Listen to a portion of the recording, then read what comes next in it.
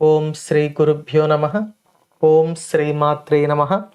ఈరోజు మనం శ్రీ లలితా సహస్రనామ స్తోత్రంలోని 919వ నామం గురించి తెలుసుకోబోతున్నాం. ఈ నామం చైతన్య కుసుమ ప్రియ.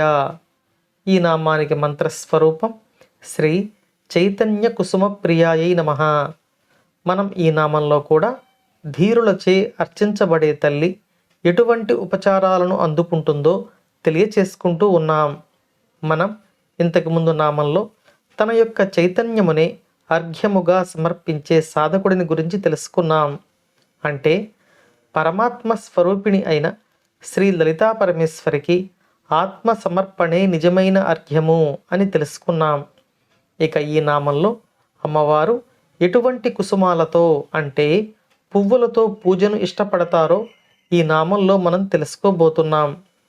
అమ్మవారిని పూజ చేసే సందర్భంలో మనం బయటి నుంచి పుష్పాలు తీసుకువచ్చి పూజలు చేస్తాం. ఆ పుష్పాలను అమ్మవారి పాదపద్మముల వద్ద సమర్పించుకుంటాం. జడములైన పువ్వులను మాత్రమే కాకుండా చైతన్యమైన పువ్వులను సమర్పించడం ద్వారా అమ్మవారు సంతోషిస్తారు అని ఈ నామం మనకు తెలియచేస్తుంది. చైతన్యమైన పుష్పాలు అంటే మన మనసును అమ్మవారి పాద పద్మముల యందు సమర్పించడమే అని మనం తెలుసుకోవాలి. పువ్వులకు ఉన్న మంచి లక్షణములు మంచి సువాసన, వికసించడం, మృదువుగా ఉండడం, ఆ పువ్వులలో మకరందం ఉండడం. ఈ లక్షణాలు అన్నీ పూజించే వ్యక్తి యొక్క మనసుకు కూడా ఉండాలి.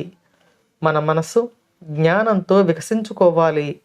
మనలో మంచి గుణాలు అనే సుగంధాలు ఉండాలి. మన ప్రక్కవాడిని ప్రేమించగల మకరందం ఉండాలి. మన మనసు పరమ సుకుమారంగా ఉండాలి. ఇటువంటి మనసు కలిగిన వారి అర్చనను అమ్మవారు మహాసంతోషంగా స్వీకరిస్తారు అని ఈ నామం మనకు తెలియచేస్తుంది. ఇక అమ్మవారి పూజలో ఒక విశేషమైన విషయాన్ని ఇప్పుడు తెలుసుకుందాం. రుద్రుడు కాని వాడు రుద్రుని పూజించలేడు అని పెద్దలు చెబుతారు. అంటే సాధకునిలో నేను అనే చైతన్యం ఏదైతే ఉందో ఆ చైతన్యం అమ్మవారి స్వరూపం అని భావించి తనలో ఉన్న చైతన్యం, తనలో ఉన్న వెలుగు అమ్మవారు అని భావించి అమ్మవారిని పూజించడం ద్వారా మాత్రమే అమ్మవారి పాద పద్మముల వద్దకు చేరుకోగలము అనే ఉపాసనాపరమైన అర్థం ఈ నామంలో మనకు తెలుస్తుంది. పైన చెప్పిన లక్షణములన్నీ, భావనలు అన్నీ అమ్మవారు మనకు ప్రసాదించాలని కోరుకుంటూ ఓం శ్రీమాత్రే నమః.